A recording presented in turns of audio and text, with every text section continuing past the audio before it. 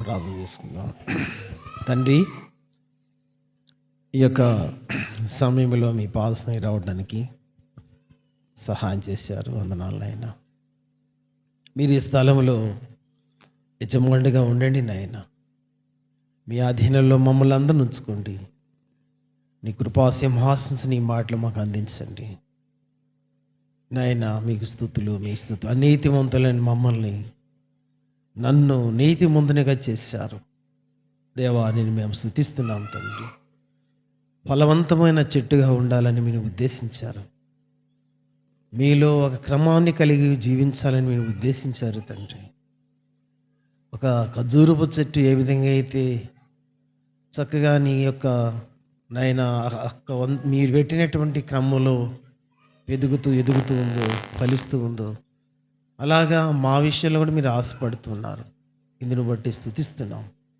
ఈ సమయంలో నీ మాటలు మాకు ఆయా నీ కృపాసింహాసనం పంపించమని యేసయ్య నామమును బట్టి ప్రార్థన చేడుకున్నాం తండ్రి. ఆమేన్. ప్రభువైన యేసు నామములో మీ అందరికీ వందనాలండి.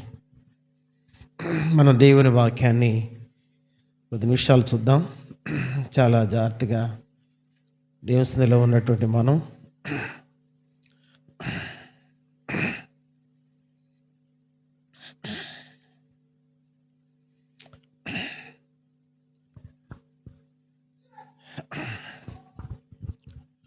జాన్ వెస్లీ గారు వాక్యాన్ని వినే ముందు ఒక మాట విందాం. జాన్ వెస్లీ గారు ఒక చక్కని మాట అన్నారు.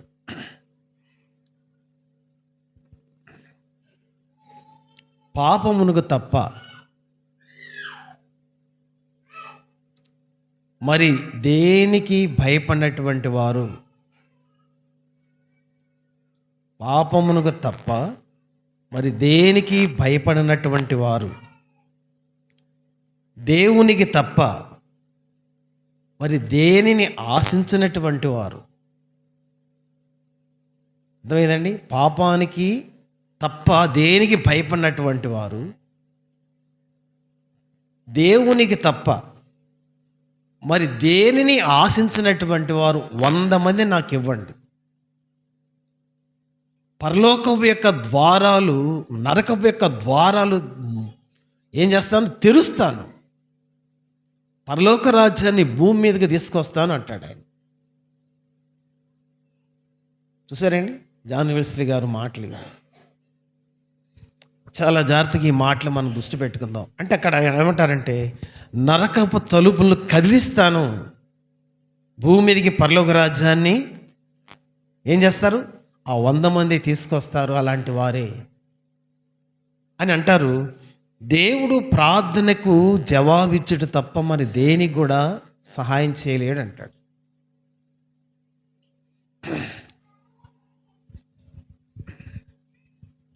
ఈరోజు మనం వినేటువంటి వాక్యాన్ని కొంచెం దృష్టిలో పెట్టుకుందాం. చాలా జాగ్రత్తగా ఉందాం. యోహాను సువార్త 14వ అధ్యాయము 15వ వచనం. యోహాను సువార్త 14వ అధ్యాయము 15వ వచనాన్ని చదువుకుందాం. చదవండి.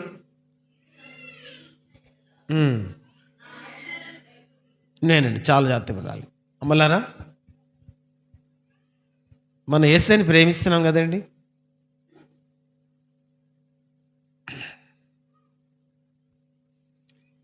అమ్మా అందరికి చూడండి, ప్రేమకు రుజువేంటి? ఇక్కడ ప్రభు చెబుతున్నటువంటి నిర్వచనం. ప్రేమకు రుజువేంటి? నేను యేసయ్యని ప్రేమిస్తున్నాను కదా, కదండి. ప్రేమకు రుజువు అనేది మాటలతో కాదు. అమ్మా అయ్యలారా చూడండి, మీ బైబిల్ మూసేయండి అవసరమైతే. మేము చదవన్నప్పుడు చదవండి బైబిల్. మీరు మాటి మాటికి మీరు చదవన్నప్పుడు చూడండి, అందాక మూసేసి వింటా ఉండండి. ప్రేమకు రుజువేంటి? మాటలా? ఏమండి, మాటలు కావు, చేతలు. మీరు గుర్తుపెట్టుకోవాలి ఈ విషయాలన్నీ. విధేయత. అర్థమైందండి? ప్రేమకు రుజువేంటంటే మాటలు కాదు, చేతలు, విధేయత. నేను ప్రేమిస్తున్నాననే దానికి రుజువేంటి? మన చేతలతో చూపించాలి. అది నేను ప్రేమిస్తున్నానికి రుజువు. నేను మన చేతలతో చూపించకుండా నేను ప్రేమిస్తున్నానంటే అది ప్రేమించినట్టు కాదు. మీకు ఒక ఉదాహరణ చెప్తాను, చాలా జాగ్రత్తగా వినాలి. హెలెన్ కెల్లెర్ అనేటువంటి ఒక అమ్మాయి ఉంది, చిన్న పాప. హెలెన్ కెల్లెర్ అనేటువంటి ఒక చిన్న పాప ఉంది. ఆ అమ్మాయి పుట్టిన కాలం నుంచి పుట్టకతోటే గుడ్డమ్మాయికి పుట్టింది. కళ్ళు లేవు. రెండోది భయంకరమైన చెవుడు.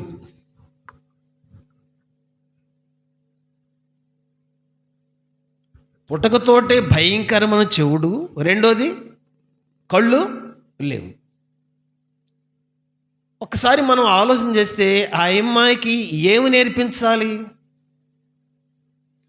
చెవులన్న ఉంటే ఏదో కొంత నేర్పించడానికి అవకాశాలు ఉంటాయి. గుడ్డెమ్మాయ, రెండోది చెవులు లేవు, చెవుడు భయంకరం చెవుడు. ఈ పరిస్థితిలో చాలా వేదనకరమైన పరిస్థితి అనిపిస్తుంది ఆ చిన్న పాప. ఆ అమ్మాయికి మాటలు నేర్పించడం కూడా, ఆ భాష నేర్పించడం కష్టమే కదండి. భాషను ఆ తెలుగు మాట్లాడించడం లేకపోతే హిందీ వాళ్ళ భాషను నేర్పించడం కూడా కష్టమే. వినికిడి లేదు, గుడ్డితనము. ఎంత భయంకర పరిస్థితి ఒకసారి ఆలోచించండి. ఎవరా ఏమంటే హెలెన్ కెల్లెర్ అనేటుంటాం. అయితే జరిగిన విషయం ఏంటంటే ఆమె పెరిగి పెరిగి పెద్దదై ఒక గొప్ప స్త్రీగా ఎదిగినట్టుగా మనం చూస్తాం. ఆమె 14 పుస్తకాలు రాసిందండి. ఆమె గుడ్డామె 14 పుస్తకాలు రాసినప్పుడు దేశంలో చాలా ప్రముఖుల చేత గౌరవించబడింది. అనేకమైన బహుమానాలు తీసుకుంది ఆమె. ప్రముఖుల చేత ప్రశంసలు పొందుకుంది ఆమె. ఆమె 14 పుస్తకాలు రాసింది. గొప్ప గొప్ప నాయకుల చేతనే ప్రశంసలు పొందుకున్నట్టుగా చూస్తూ ఉంటాం. ఆమె ఒక పుస్తకం కూడా ఏంటంటే the story of my life అనే పుస్తకం ఉంది. ఆమె the story of my life అనేటువంటి పుస్తకము ఆమె రాసిందే. 14 పుస్తకాలు ఒకటి. రెండోది ఆమె యొక్క ఇంగ్లీష్ పిక్చర్ కూడా తీసింది. ఆమె తీపిచ్చింది ఏంటంటే అక్కడ ఏముందంటే మనం చూస్తూ ఉంటాం. ఆ ఇంగ్లీష్ పిక్చర్ పేరు కూడా మనం గమనిస్తాం. ద మిరకల్ వర్కర్ అనేటువంటి పుస్తకం, ఆ సినిమా కూడా తీశారు. The miracle worker. ఈ రెండు ప్రపంచాన్ని వణికించినాయి అన్నమాట. ఆమె స్థితి ఏంటి? కళ్ళు లేవు, చెవుడు. ఆమెకి నేర్పించినటువంటి టీచరు ఆమెకు ఒక చక్క నేర్పించింది టీచర్. ఎన్ని సలీవన్ అనేటువంటి టీచర్. ఎన్నే సలీవన్ అనేటువంటి టీచరు ఆమె తన స్నేహితురాలకి ఒక ఉత్తరం రాస్తా ఉంది. ఎన్ని సలీవన్ ఎక్కడున్నావు అని ప్రశ్నించింది తన స్నేహితురాలు. అప్పుడు ఈమె మాట్లాడుతుంది, అమ్మా నేను హెలెన్ కెల్లెర్ అనేటువంటి గుడ్డమ్మాయి దగ్గర, చెవిటమ్మాయి దగ్గర నేను ఆమెకి చదువు నేర్పించాలనుకున్నాను.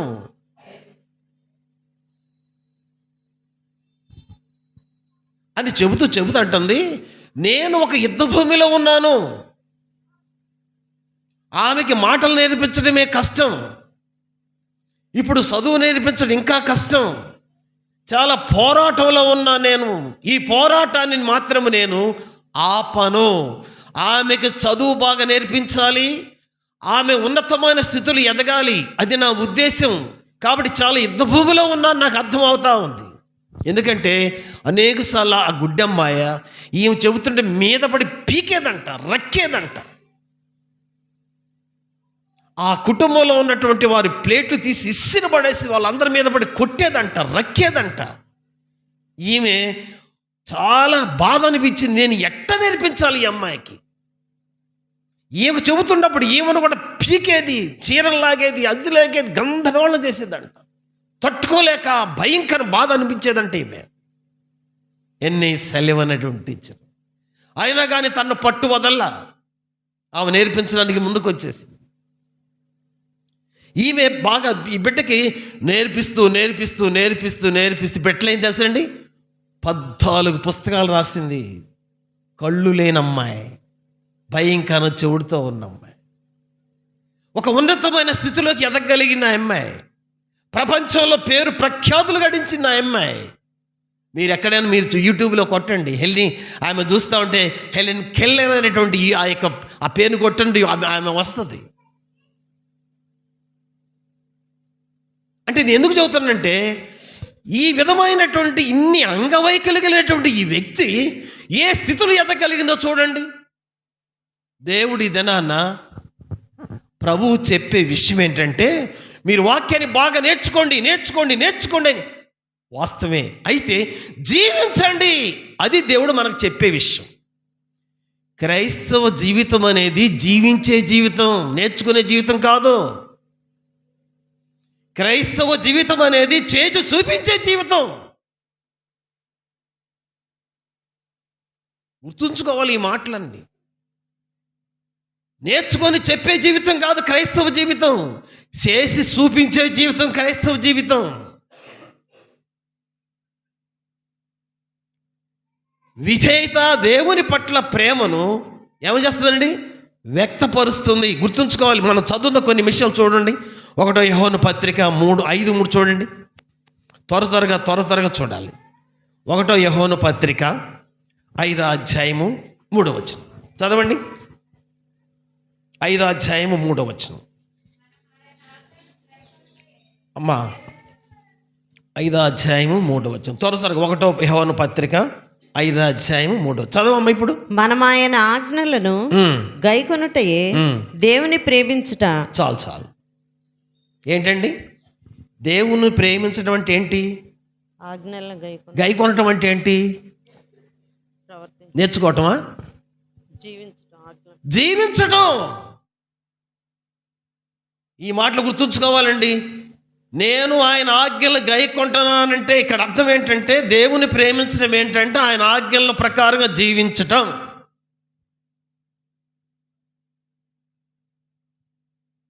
చెప్పటం బాగా చెబుతామండి, నేనేం చెప్తాను, ఎవరైనా చెప్తారు. జీవించే విషయంలో మాత్రము మనం ఎట్టి పరిస్థితుల్లో కూడా అశ్రద్ధ చేయడానికి వీల్లేదండి.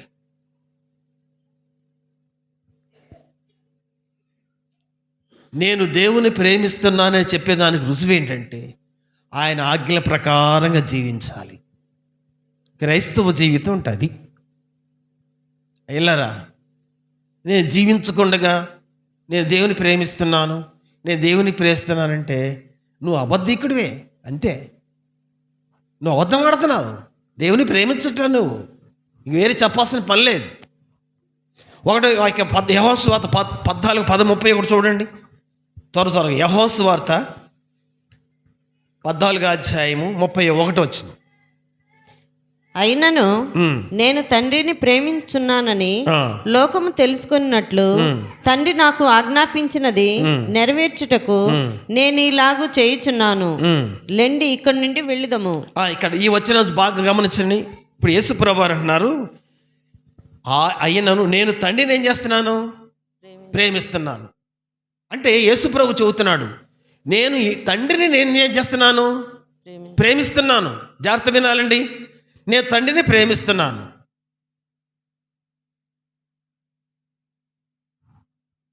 అంటే తండ్రి మాటగా నేనేమవుతున్నాను? విధేయత చూపిస్తున్నాను. ఆయన నాకు ఒక పని అప్పగిచ్చాడు, ఆ పని చేయమని చెప్పాడు. నేనేం చేస్తున్నాను? ఆ పని ప్రకారంగా ఆయనకు ప్రకారంగా చేస్తున్నాను, జీవిస్తున్నాను అంటాడు. ఇక్కడ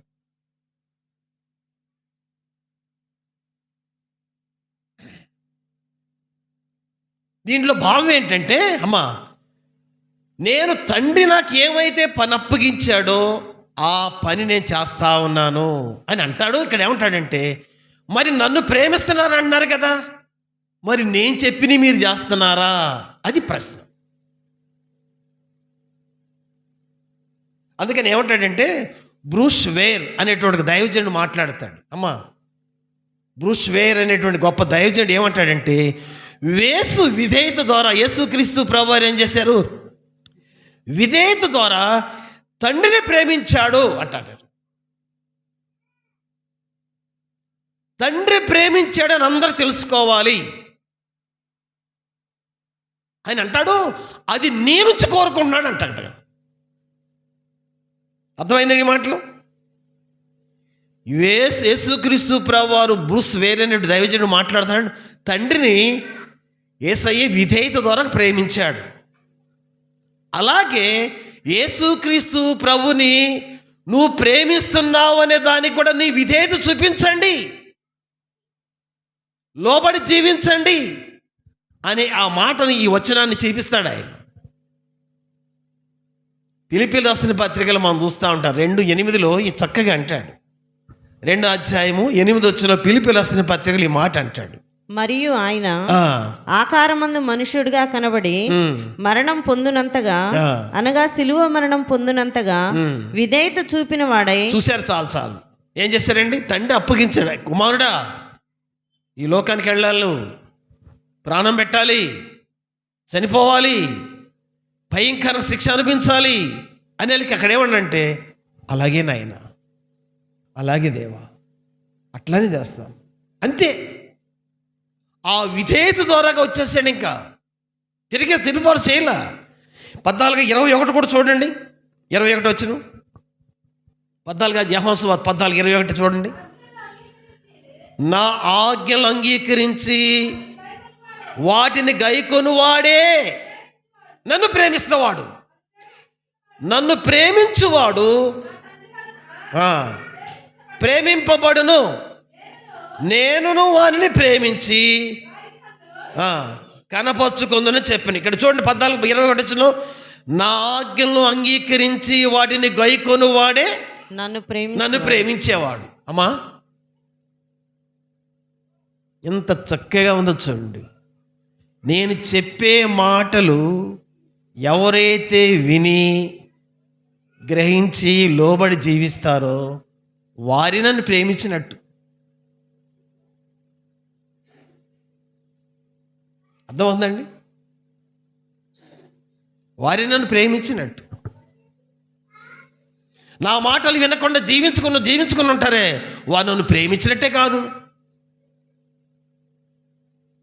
అంటే దీని భావం ఏంటి? వారికి నాకు సంబంధమే లేదు, అదే కదండి అర్థం. నన్ను ప్రేమించినట్టు కాదంటే అర్థం ఏంటి? అసలు వారికి నాకు సంబంధమే లేదు.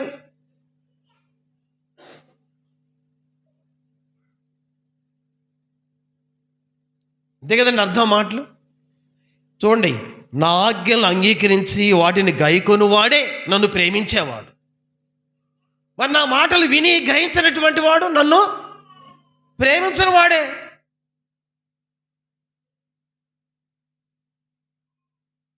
అప్పుడు ఏమంటాడు ఇక్కడ తర్వాత? ఏమంటాడు?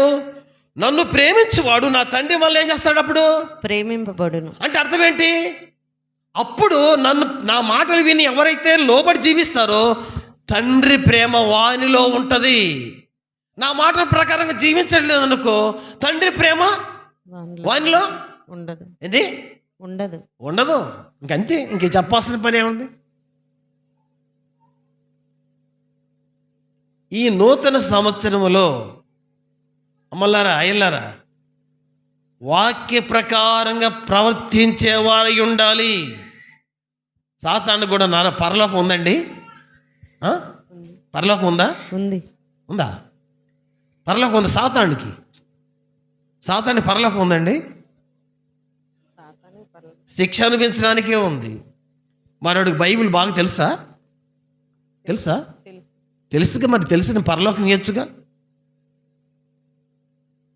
బైబిల్ వాడికి, నీకు నాకు తెలియనటువంటి విషయాలన్నీ వాడికి తెలుసు. ఎక్కడ ఏ పొల్లు ఉన్నది, ఎక్కడ ఏ ఒత్తు ఉన్నది, ఎక్కడ ఏ వచ్చిన ఉంది, వాడికి నరకమే.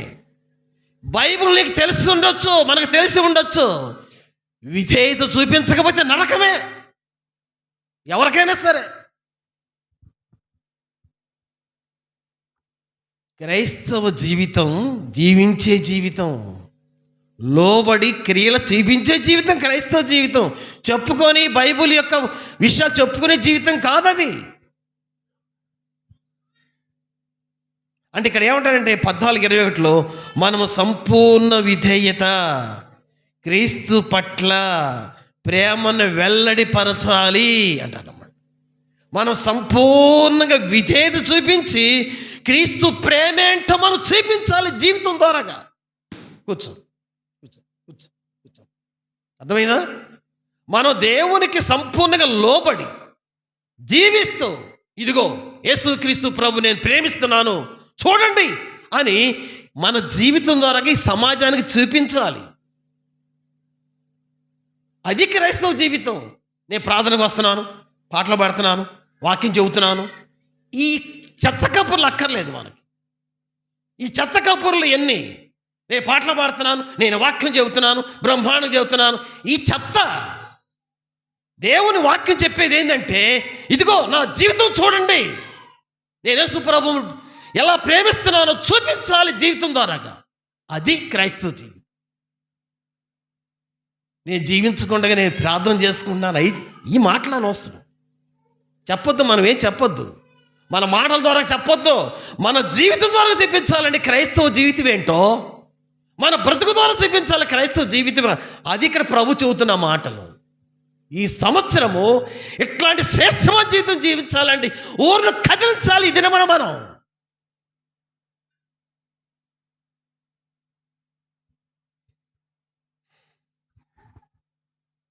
దేవుని బిడ్డలుగా ఇది దినమనాలు ఒక శ్రేష్టమైన బ్రతుకు బతకాలండి, శ్రేష్టమైన జీవితం జీవించాలి.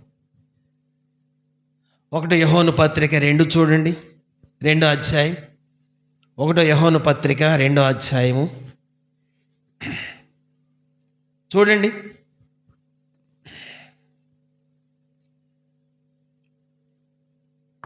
3, 4, 5 వచ్చిన చదవండి. 3, 4, 5 వచనాలు. సత్యప్రేమలు చూడండి అమ్మా. 3 నుంచి 2వ అధ్యాయం, 2వ అధ్యాయం 3వ వచనం నుండి చూడండి. మనం ఆయన ఆజ్ఞలు గైకొని ఎడలా తెలుసుకొందుము. చూడండి ఇక్కడ అంత చక్కగా రాస్తున్నాడు అమ్మా. ఇక్కడ ఏమన్నాడు 3వ వచనంలో,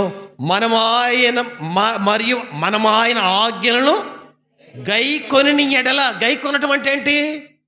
జీవించటం. గైకొని ఎడల దీని వలననే ఆయనను ఎరిగి ఉన్నామని తెలిసికొందుము. 4వ వచనం, ఆయనను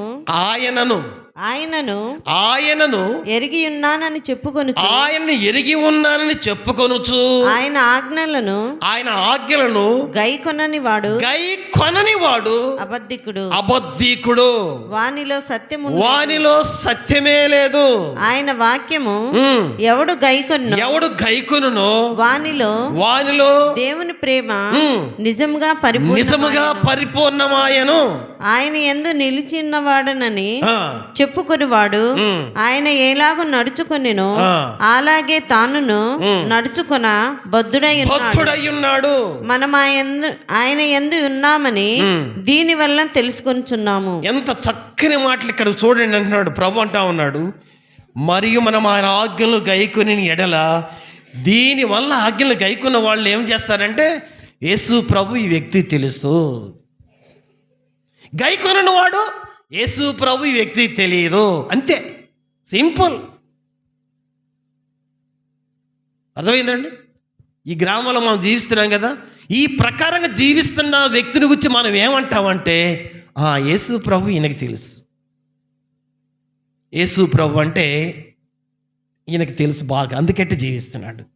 జీవించట్లేదు అనుకో, అసలు యేసు ప్రభు తెలియదురా వీడికి చెప్పటం ఇంకంతే, మనకి ఏం చెప్పాల్సిన పని లేదు. ఆ ప్రకారం బ్రతకట్లేదు అనుకో, అసలు యేసు ప్రభువుకి వీడికి తెలియదు, ఈమెకి తెలియదు, అంతే.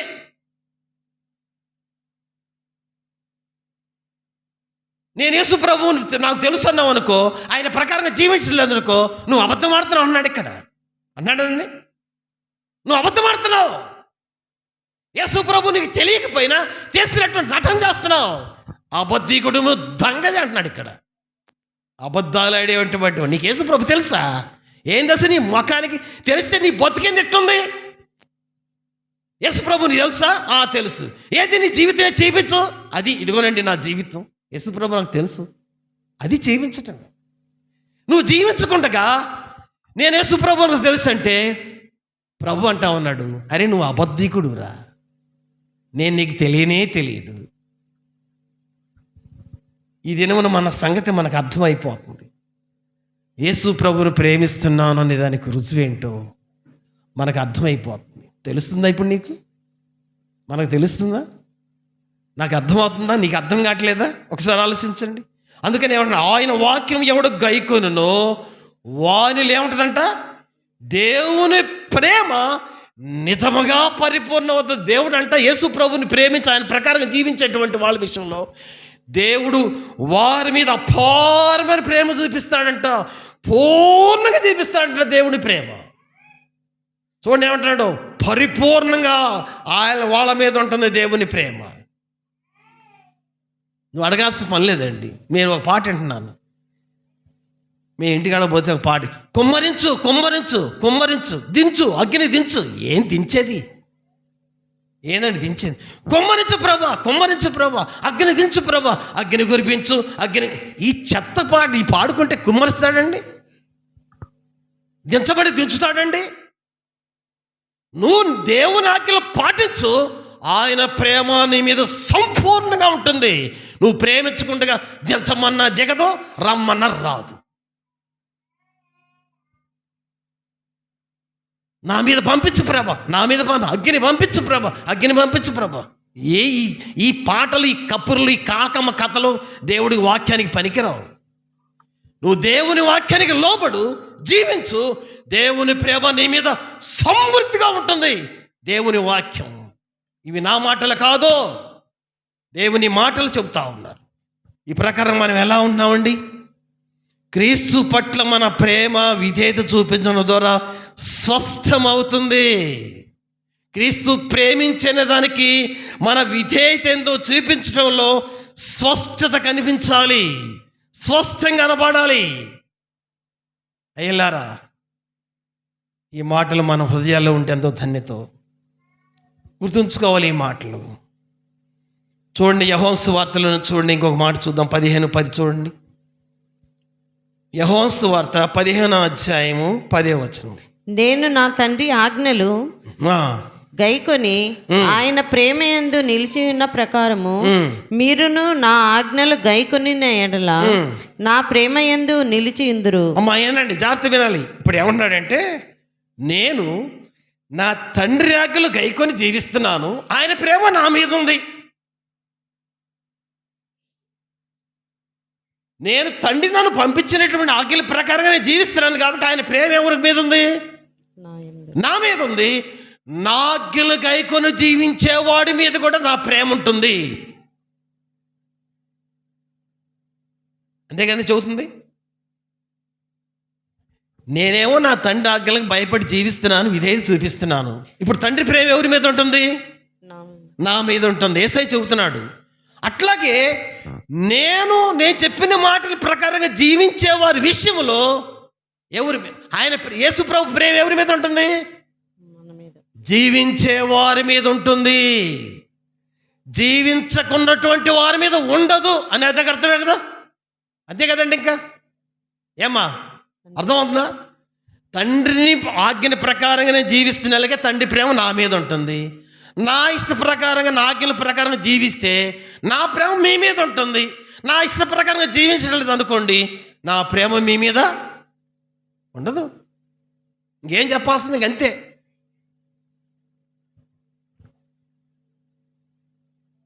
క్రీస్తు ప్రభు ప్రేమ లేకపోతే ఎంత దౌర్భాగ్య స్థితి అండి ఈ క్రైస్తవ జీవితం. ఈ క్రైస్తవ జీవితం ఇంకేం చేయనది చెప్పండి. యేసయ్య ప్రేమ నా మీద లేదనుకోండి, ఈ క్రైస్తవ జీవితం అంత దౌర్భాగ్య జీవితమే. యేసయ్య ప్రేమ నా మీద లేకపోతే ఇంకేం చేయను నేను? నా భక్తి ఏం చేయను చెప్పండి? నా భక్తి ఏం చేయను? నా సేవ ఏం చేయను? నేనేం చేయను? ఇంకా ఇది తీసి తొంగలు తొక్కడానికి పనికొచ్చింది, కానీ దేనికైనా పనికొచ్చింది ఈ భక్తి? చెప్పండి ఒకసారి. ఈ భక్తి ఈ విధంగా నా యేసయ్య ప్రేమ నాలో లేదంటే ఈ భక్తి ఏం చేయను? అసలు ఈ సేవ ఏం చేయను?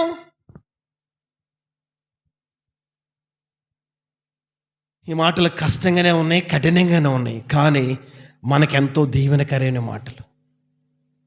ఈ సంవత్సరము ఈ విధమైనటువంటి నిర్ణయం చేయాలి మనం. దేవుని బిడ్డలారా గమనిద్దాం. క్రీస్తు సహవాసములో ఆనందించడానికి ఏమండి విధేయత చూపించాలి. క్రీస్తు ప్రభువులో ఆనందించాలి మనం. కాబట్టి మనం ఏం చేయాలంటే విధేయత చూపించాలి. ద్వితీయోపదేశకాండం ఒక మాట చూడండి, 30 అధ్యాయము. ఈ మాట చదవండి, 30 అధ్యాయం 6వ వచనం. 30 అధ్యాయం 6వ వచనం చూడండి. ద్వితీయోపదేశకాండము 30 అధ్యాయము 6వ వచనం చదవండి. జాగ్రత్తగా చదవాలి. 30 అధ్యాయము 6వ వచనం. జాగ్రత్త వినాలి. మీరు బ్రతుకుటకై నీ పూర్ణ హృదయముతోనూ నీ పూర్ణ ఆత్మతోనూ నీ దేవుడిని యెహోవాను ప్రేమించినట్లు నీ దేవుడిని యెహోవా తనకు లోబడుటకు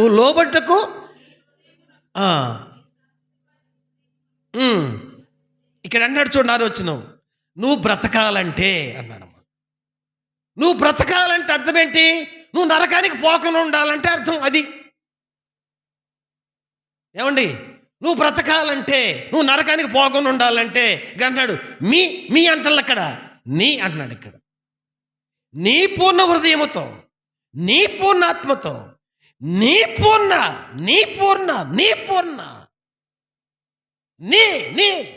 మనం ప్రార్థన చేస్తాం, మా పాపాలు క్షమించు, మా తప్పులు క్షమించు.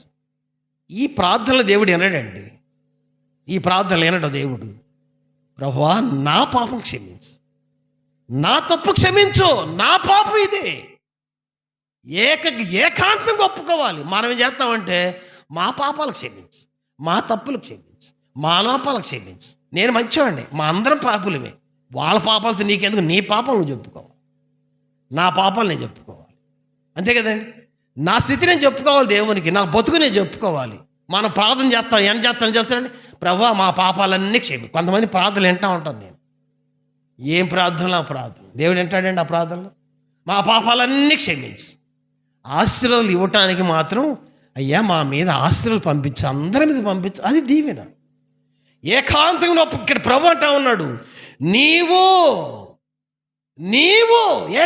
ఒకటే వచ్చిన చెబుతున్నాడు. మీరంటారు అక్కడ, నీవు బ్రతకాలి, నువ్వు పరలోక రాజ్యం చేరాలంటే నీ పూర్ణ హృదయముతో, నీ పూర్ణాత్మతో, నీ పూర్ణ శక్తితో దేవుడిచ్చిన ఆజ్ఞలకు లోబడు. అంతే. ఒకరి సంగతి నీకెందుకు, ఇంకొకరి సంగతి నీకెందుకు, వేరే వాళ్ళ శిష్య నీకు అనవసరం. నీ సంగతి నువ్వు చూసుకోవాలి. నువ్వు పరలోక రాజ్యం చేరాలంటే ప్రభు ఖచ్చితంగా ఖండితంగా చెబుతున్న మాటలు. నువ్వు బ్రతకాలి, నువ్వు పరలోక రాజ్యం వెళ్ళాలి, ఖచ్చితంగా ఇది పాటించు, జీవించు. నేను జీవించను కానీ ఇది ఎంత అంటే నరకానికి ఎవరు కాదంటారు? అయ్యా సెల్లు ఆపమ్మా, దేవుని సందులో సెల్లలు మీరు తీసుకురాబాకండి. అసలు సెల్లలు వినపడకూడదు ఇక్కడ. మీరు తీసుకురాబాకండి. మీకేం కలెక్టర్లు ఫోన్ చేస్తారా? ముఖ్యమంత్రులు మీ కావురు చర్చలు కూడా చెప్పేశాను, మీ సెల్లలు ఎక్కడ తెస్తావద్దని చెప్పేశాను, ఖచ్చితంగా చెప్పేశాను వాళ్ళకి. వినపడకూడదు ఇక్కడ మనకి. ఇక్కడ దేవుని మాటలు వినపడాలి, ఏమీ వినపడకూడదు మనకి.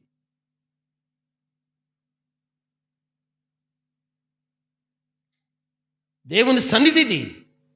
ఆషామాషా సినిమాలు లేకపోతే ఇంకొకటి కాదు. ఇది ఎట్టబడినట్టు ఉండటానికి మహాదేవుని సన్నిధిలో మనం ఉండమండి, భయపడాలండి. మనము ఉడకాలి దేవుని సన్నిధిలో.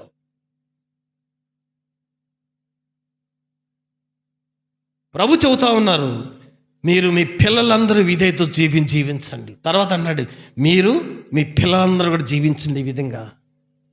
ఆ క్రమాన్ని కలిగి ఉండాలండి మన జీవితంలో, క్రైస్తవ జీవితం.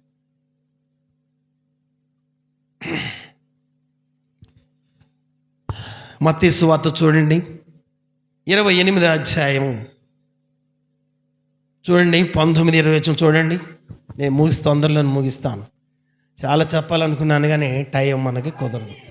మత్తయి సువార్త 28వ అధ్యాయము ఒక తీనేమ్మ 28 అధ్యాయము 19-20 వచనాలు. కాబట్టి మీరు ఉమ్. వెళ్ళి ఆ. సమస్త జనులను శిష్యులనుగా చేయండి. వినాలి, శిష్యులుగా చేయండి. తండ్రి యొక్కయు ఉమ్. కుమారుని యొక్కయు పరిశుద్ధాత్మ యొక్కయు నామములోనికి వారికి బాప్తిసమిచ్చుచు 20 వచనం చూడండి. ఆ. నేను మీకు నేను మీకు ఏ ఏ సంగతులు ఆజ్ఞాపించితినో వాటన్నిటినీ వాటినన్నిటినీ గైకొనవల్లని వారికి బోధించండి. అమ్మా, యేసు ప్రభు తన శిష్యులకు చెబుతున్నాడు ఏమంటే, మీరు వెళ్ళండి, సమస్త సృష్టికి వెళ్ళండి, స్వార్థ ప్రకటించండి. ఏం చేయమన్నాడు? స్వార్థ ప్రకటించండి. తర్వాత ఏం చేయమన్నాడు? వాటిని గైకొనండి అని వారికి చెప్పండి. మీరు స్వార్థ చెప్పండి, ఆయన ఆజ్ఞలు గైకొనండి, అవి చెప్పండి అన్నాడా? మీరు ఆ స్వార్థ చెబుతూ ఉండండి అన్నాడా? ఆయన ఆజ్ఞలు గైకొనండి, మీరు గైకొనండి, వారి గైకొనమని చెప్పండి. నేను గైకొనాలి, గైకొనమని చెప్పాలి. శిష్యులు చెప్పిన మాటలు మీరు తెలుసుకోండి, మీరు తెలుసుకోండి అంతవరకు చెప్పాడా? గైకొనండి, గైకొనండి. చూసారండి, బోధించేవారు ఏమై ఉండాలి? వినేవారై ఉండాలి, జీవించేవారై ఉండాలి. వారికి కఠినమైన తీర్పు ఉంది. గైకొనాలి, హెచ్చరిక ఇది. గైకొనాలి, హెచ్చరిక. వాక్యము తెలుసుకోవటం ద్వారా సంఘము ఏమండి అమ్మా ఇది చూడండి, వాక్యము తెలుసుకోవటం ద్వారా సంఘం ఎదగదు.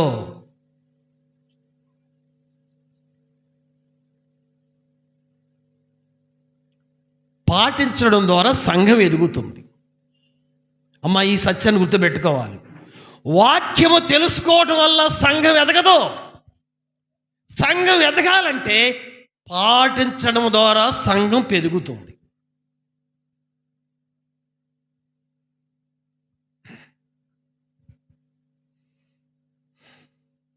మనము మాదిరి ఏం చేయాలండి?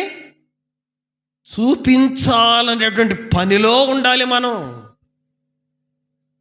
ఆ జీవితం కలిగి ఉండాలి. అది మన కర్తవ్యం, దేవుడిచ్చిన ఆజ్ఞ. ఈ సమాజానికి, ఎర్లపాడు గ్రామానికి యేసుక్రీస్తు ప్రభు నేను ప్రేమిస్తున్నానని నీ జీవితం ద్వారా రుజువు చూపించాలి.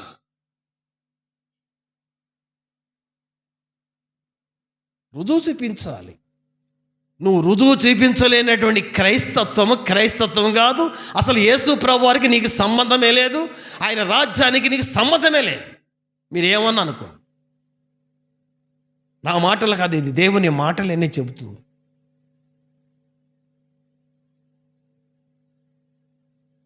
ఇదేమన్నా మనం ఎలా ఉన్నామండి?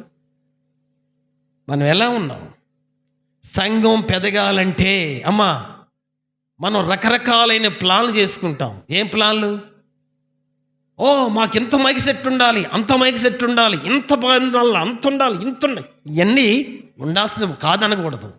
అయితే ప్రథమంగా ఏంటంటే ఆ క్రైస్తత్వం జీవితం అనేది చూపించడం ద్వారా పెరుగుతుంది. మిగిలిన ఈ విషయాలు తర్వాత విషయాలు. అవన్నీ మైకులు కాదనకూడదు, మిగిలిన కాదనకూడదు, చర్చీలు శుభ్రంగా అన్నీ బాగుండాల్సిందే, నీట్గా ఉండాల్సిందే. అయితే చక్కని క్రమశిక్షణలో సంఘం పెదగాలంటే, అనేక మందిని కదిలించి తీసుకురావాలంటే నీ జీవితం చూపించాలి గ్రామానికి. దేవుని బిడ్డలారా గమనిద్దాం. మత్తయి సువార్తలో చక్కని మాట ఉంటుంది. 7వ అధ్యాయం 21 వచనంలో మత్తయి సువార్త చూడండి. 7వ అధ్యాయం 21 వచనం చూడండి, ఏమంటాడు? 7:21 ప్రభువా ప్రభువా అని నన్ను పిలుసు ప్రతివాడు పరలోక రాజ్యంలో ప్రవేశింపుడు గాని. చూడండి, పరలోకమందు నా తండ్రి చిత్త ప్రకారము చేయువాడే, జీవించువాడే ప్రవేశిస్తాడు. అమ్మా, పరలోక రాజ్యం ప్రభువా ప్రభువా ప్రభువా అని కేకలు పెట్టి ఏడిస్తే నువ్వు పరలోక రాజ్యం ఇవ్వడం. నువ్వు జీవించు, పరలోక రాజ్యం తన్నుకుంటూ వస్తుంది నీ దగ్గరికి. పరలోక రాజ్యం తన్నుకుంటూ వస్తుందండి నీ దగ్గరికి. నువ్వు జీవిస్తే చాలు, కేకలు పెట్టాల్సిన పని లేదు. పరలోకం నాకు కావాలి, నీకు మరులు చేస్తున్న పని లేదు. నువ్వు జీవించు, పరలోక రాజు నీ దగ్గరికి తీసుకొస్తాడు ప్రభువు.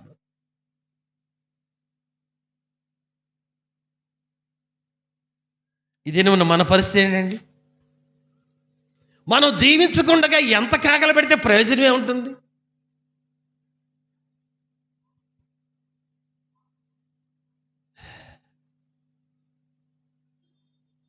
ఏమైంది? మన జీవితం ఎట్లా ఉందండి?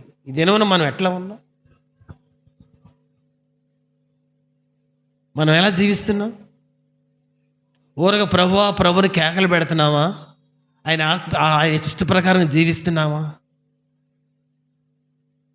జీవిస్తున్నామండి? జీవించకుండా మనం కేకలు పెడితే ప్రయోజనం ఏముంటుంది? దేవుడు అంగీకరిస్తాడా? ఆలకిస్తాడా? చెప్పండి, ఒకసారి ఆలోచించండి. తర్వాత విషయాలు కింద మీదగా మధ్యస్వాదులు చదివితే అనేక మంది వచ్చారంట. ప్రభా, నీ నామను మేము దెయ్యాలు ఎలగొట్టాం, నీ నామను అద్భుతాలు చేసాం, అవి చేసాం, ఇవి చేసామంటే ప్రభు అన్నారు, నరకానికి పోండి బాబు అన్నాడు. మీరందరూ నరకానికి పోండి అన్నాడు. ఏంటి ప్రభు నరకానికి పోమంటావు? అంతే, నా ఇష్ట ప్రకారం మీరు జీవించలేదు, అంతే.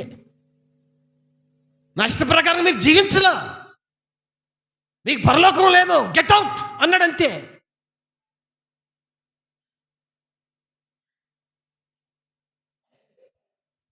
ఈ దినమున ఇప్పుడు వరకు మనం జీవించే జీవితము, ఇప్పుడు చేసిన భక్తి ఎలా ఉందో నీకు అర్థమైపోతుంది. నాకు అర్థమైపోతున్న నేను జీవించిన భక్తి, నేను జీవించిన జీవితం భక్తి. ఈ దినము నుంచి అయినా ఒక శ్రేష్టమైనటువంటి జీవితం జీవించడానికి నిర్ణయం చేసుకోవద్దా? ఈ విధమైన ఇంకా కొన్ని రిఫరెన్స్ నేను చూపించాలని కష్టం, కానీ ఒక మాట చెప్పి నేను ముగిస్తాను. అందులో ఎజ్రా గ్రంథం చూడండి. ఎజ్రా గ్రంథం 9వ అధ్యాయం. ఎజ్రా గ్రంథం 9వ అధ్యాయం చూడండి.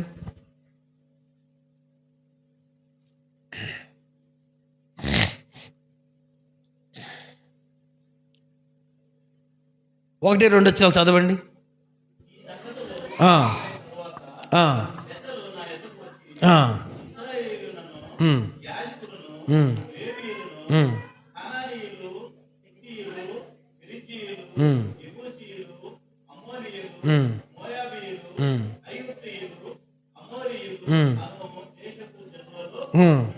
నుండి చూడండి, తమ్మును తాము వేరుపరుచు కొనక వారు చేయు తామే చేయుచు పెళ్లి చేసుకొనుచు. చూడండి, ఇక్కడ పరిశుద్ధ సంతతిగా ఉండవలసిన తాము కలిసి కొనిన వారైరి. తర్వాత పెద్దలను వినండి ఈ మాటలు. ఓకే చాలండి చాలు అంతటి, తర్వాత చూద్దాం. ఈ రెండు వచ్చిన వాళ్ళు ఏం కనిపిస్తుందని చూసారండి? అమ్మా, ఎజ్రా గారి కొంతమంది దగ్గరికి వచ్చారు. అయ్యా, ఎజ్రా గారు ఏడ్చుకుంటూ వచ్చారు. ఏంటండి, ఏంది వచ్చి? అయ్యా, మన సంతతి ఎట్టుండాలో తెలుసు కదా, ఏడుస్తున్నారండి వీళ్ళు. మనం పరిశుద్ధులం కదా, సంతతి కదా, పరిశుద్ధమైన జనాంగం కదా, అట్లా లేరయ్యా వీళ్ళు ప్రజలు. ఇప్పుడు అట్లా లేరు వీళ్ళు. పరిశుద్ధ సంతతిగా ఉండవలసిన ఈ ప్రజలు ఇప్పుడు అట్లా లేరు. అన్యులతో కలిసిపోయారయ్యా, అన్యులాగానే జీవిస్తున్నారయ్యా, అన్యులాగానే బతుకుతున్నారయ్యా. చెబుతున్నానండి ఎజ్రాకి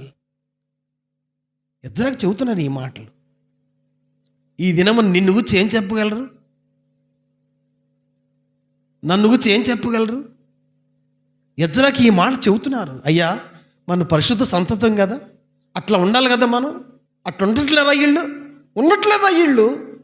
ఉండకుండా ఏం చేస్తున్నారు తెలుసా? అన్నులాగానే వాళ్ళు ఆచారాలు చేస్తున్నారు, వాళ్ళలాగే బతుకుతున్నారు, వాళ్ళలాగానే జీవిస్తున్నారు, వాళ్ళలాగానే అన్నీ వాళ్ళలాగానే ఉన్నాయి అయ్యా.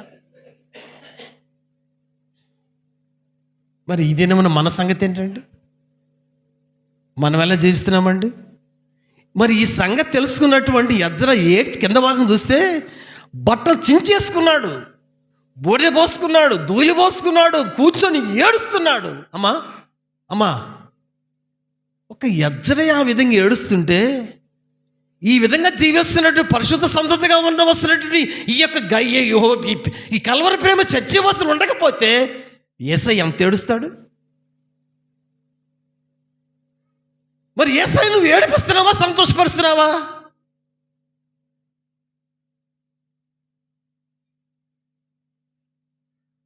పరిశుద్ధ సంతతిగా ఉండవలసిన ఈ ప్రజలు ఉండటం లేదట. ఏడుస్తున్నారండి, ఏడుస్తున్నారు వాళ్ళు.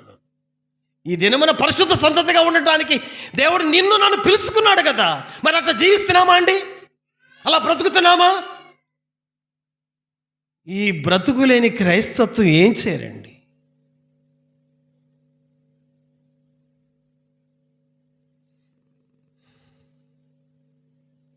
ఏడుస్తున్నాడు, ఎజ్రా ఏడుస్తున్నాడు. 2వ వచనం ఎంత చక్కగా ఉందో చూడండి.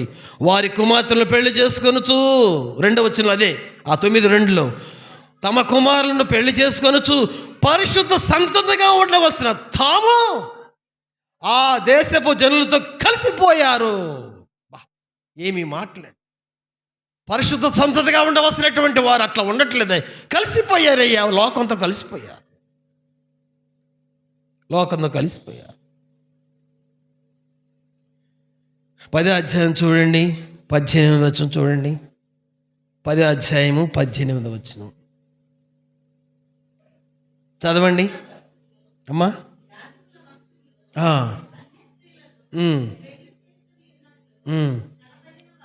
తర్వాత మనం చూస్తాం, యాజకులు అంటే ఎవరు? పాస్టర్లే. వారు కూడా లేరు సరిగా, వాళ్ళ బ్రతుకులు సరిలేవు, జీవితం సరిలేదు. ఏడ్చాడు ఎజ్రా. అప్పుడు ఎజ్రా చేసిన పని ఏంటో 7వ అధ్యాయం 10వ వచనంలో చక్కగా తెలియజేస్తాడు. ఈ మాట చెప్పి ముగిస్తాం. 7వ అధ్యాయము 10వ వచనం చదవండి. 7:10 అమ్మా. యెహోవా ధర్మశాస్త్రమును పరిశోధించి, వినాలి, దాని చొప్పున నడుచుకొనుటకును దాని కట్టలను విధులను నేర్పించుటకును దృఢ నిశ్చయము చేసుకొనెను. అమ్మా వినాలి ఈ మాటలు, ముగిస్తున్నాను ఈ మాటలు.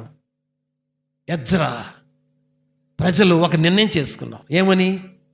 యెహోవా కట్టలు మేము అనుసరిస్తాం, ఆ ప్రకారంగా జీవిస్తాం, ఆ ప్రకారంగా బ్రతుకుతాం. ప్రమాణం చేసుకున్నారండి, నిర్ణయం చేసుకున్నారు. ఆ ప్రకారంగా వాళ్ళు నిర్ణయం చేసుకున్నారు. ఈ ప్రకారంగా జీవిస్తాం నిర్ణయం చేసుకున్నారు. ఈ నూతన సంవత్సరంలో నిర్ణయం చేయగలమని, ఈ ప్రకారం బ్రతుకుతాను, నేను ఇక నుంచి నా సాక్ష్యాన్ని గ్రామంలో చూపిస్తాను, నేను ప్రభు బిడ్డను నిరూపిస్తాను, దేవుని వాక్యానికి లోబడతాను. చూపించగలవా? నీ జీవితాన్ని ప్రమాణం చేయగలవా? అయితే ప్రమాణం చేసేది మనమే. పరిశుద్ధాత్మ దేవుని సహాయాన్ని కోరుకుందాం. ప్రభువా, నేను ఈ విధంగా బ్రతకాలి, నాకు సహాయం చేయి. నేను ఈ విధంగా జీవించాలి, నాకు సహాయం చేయి. ఈ విధంగా నేను జీవించాలి, మా గ్రామాన్ని రుజువు చూపించాలి, నాకు సహాయం చేయి. దేవుడు ఆమేనంటాడండి, నీకు సహాయం చేస్తాడు. ఎక్కడ లేనటువంటి జీవితాన్ని నీకు చూపిస్తాడు, నేర్పిస్తాడు. ఆయన క్రీస్తు ప్రేమను, క్రీస్తు యొక్క మహిమను నీ ద్వారా వెల్లడి చేయడానికి ఇష్టపడుతున్నాడు దేవుడు. నీ కోసం, నా కోసం కల్వరిలోనండి చివరి వరకు ఒక్క బొట్టు కూడా లేకుండా ఆయన కార్చాడు. ఒక్క బొట్టు కూడా లేదు ఆయనకి. చివరికి ఆ ఈట తీసుకొని పొడిస్తే నీరు వచ్చేసింది, రక్తం వచ్చేసింది, కలిసి వచ్చేసింది, రక్తం లేదు. ఈ దినమున ఎందుకంటే ఆ విధమైన శిక్ష అనిపించింది. ఈ జీవితం మనం చూపించాలని, ఈ బ్రతుకు మనం బ్రతకాలని, ఈ సాక్ష్యాన్ని గ్రామంలో వెల్లడి చేయాలని, ఆయన మహిమను చూపించాలని ప్రజలకు, ఆయన తేజను చూపించాలి ప్రజలకు. అది ఆయన ఉద్దేశం. ప్రార్థన చేసుకుందాం, ప్రార్థన చేసుకుందాం. తల నుంచి కళ్ళు మూసుకుందాం, ప్రార్థన చేస్తాం. సహోదరి సహోదరులారా, ఇప్పుడు వరకు జీవించిన జీవితం ఎలాంటి జీవితమో నీకు తెలుసు, ఇలాగ బ్రతికావో నీకు తెలుసు. క్రైస్తవ జీవితము చెప్పుకునేది, బోధ చేసుకునేది, అలాగ వినిపోయేది కాదు ఇది. చూపించే జీవితం, జీవించే జీవితం, బ్రతికే జీవితం క్రైస్తవ జీవితం.